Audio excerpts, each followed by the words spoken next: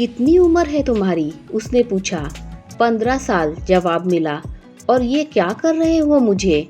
उसने फिर सवाल किया। यही कि आपसे प्यार करना चाहता हूँ। मेरे पास 100 रुपए भी हैं, लड़के ने सपाट कहा। और तुम्हें ये किसने कह दिया कि मैं तुम्हें 100 रुपए के बदले प्यार करने दूंगी? उसने फिर पूछा। सब कहते हैं कि तुम रंडी हो, 100 रुपए को लेकर जिसे मर्जी प्यार करने देती हो, मेरे दोस्त ने बताया। लड़के ने तीखी बात कही। रंडी नाम उस औरत को तीर सा चुभा, पर फिर उसने संयत होकर कहा, सुनो, मेरी उम्र 30 साल है, तुमसे 2 गुनी उम्र की हूँ, पता भी है। लड़का फिर बोला, उम्र से क्या, आप 100 रुपए ले लो और प्यार करने दो। ये 100 रुपए कहाँ से लाए, कहाँ रहते हो? इस मोहल्ले में तो नहीं देखा? उसने फिर लड़के से पूछा। मैंने अपनी सारी पुरानी किताबें रद्दी में बेच दी, उससे 100 रुपए मिले और मैं पड़ोस के मोहल्ले में रहता हूँ। अब प्यार करने दो। वैसे तुम इतने सवाल क्यों कर रही हो? लड़के ने तल्खी से कहा। सुनो लड़के, मैं किसी से प्यार के चक्कर में घर छोड़कर भाग आई और उसने कई बार मुझसे ये काम करवाया। इसके बदले खुद पैसा लेता था।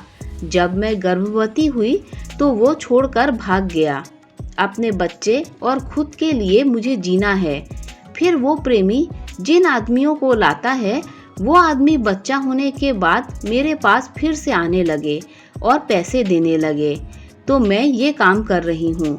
पर तुम बच्चे हो और मैं तुम्हें इस गंदगी में पड़ने नहीं देना चाहती, इसीलिए चले जाओ, उसने कहा। सुनो, मैं भी तो आदमी हूँ और 100 रुपए भी दे रहा हूँ, प्यार करने दो, लड़के ने जिद की।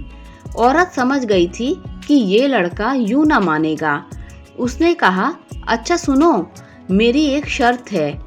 तुमने किताबें बेचकर पैसे लिए हैं ना, मैं तुम्हें एक किताब पढ़ने को देती हूँ, उसे पढ़कर मेरे पास आना, फिर मैं तुम्हें प्यार करने दूंगी। अभी एक किताब ले जाओ और अपने 100 रुपए भी। ये रुपए उस दिन लाना जब किताब पूरी पढ़कर आओ, उसने कहा। लड़का कुछ देर सोचता रहा। ठीक है, किताब दो और अपने वादे से न मुकरना।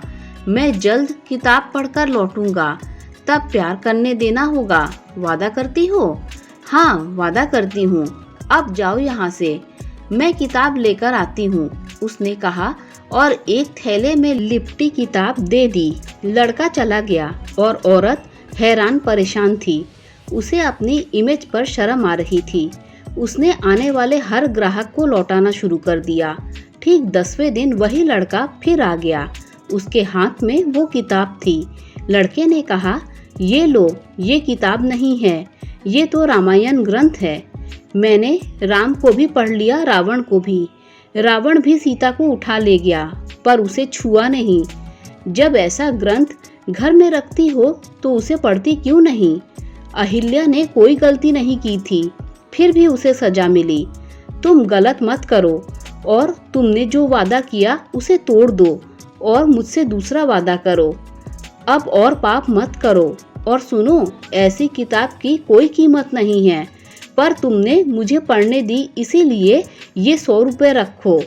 लड़के ने रामायण और 100 रुपए टेबल पर रखे और चला गया। वो लड़के को जाते हुए देखती रही। उसे लगा कि एक बार फिर से राम आकर अहिल्या को पत्थर से इंसान बनाकर चले गए। उसने रामायण उठाकर सीने से लगा ली। दोस्तों, अगर कहानी अच्छी लगी हो तो लाइक, शेयर, सब्सक्राइब कीजिए। Thanks for watching this video.